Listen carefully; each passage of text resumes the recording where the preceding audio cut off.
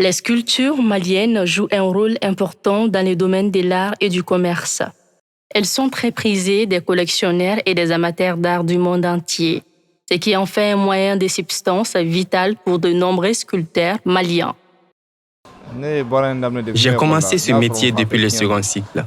Je l'ai acquis de mon père. C'est un héritage. La technique de fabrication des sculptures en bois est l'une des plus répandues au Mali. Elles sont fabriquées selon la technique complexe de la cire perdue, donnant naissance à des œuvres détaillées et finement ouvragées, représentant souvent des personnages historiques, des rois, des guerriers ou des animaux. Nous utilisons beaucoup de bois tels que le bois rouge, le guéni, le bois ébène et j'en passe.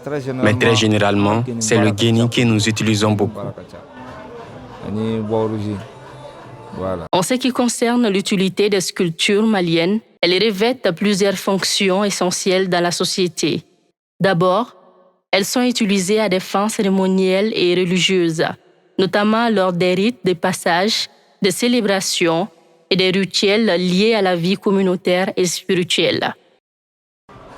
Nos anciens masques revêtent beaucoup de sens et reflètent nos traditions. Ils étaient beaucoup utilisés lors des danses traditionnelles.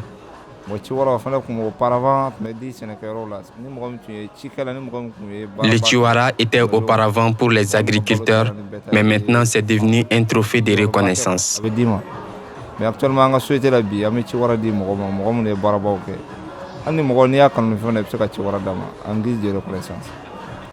La culture malienne est l'une des expressions artistiques riches en traditions, techniques et significations culturelles. Elle incarne l'histoire de la diversité du Mali, tout en étant un symbole puissant de l'identité et de la créativité de son peuple.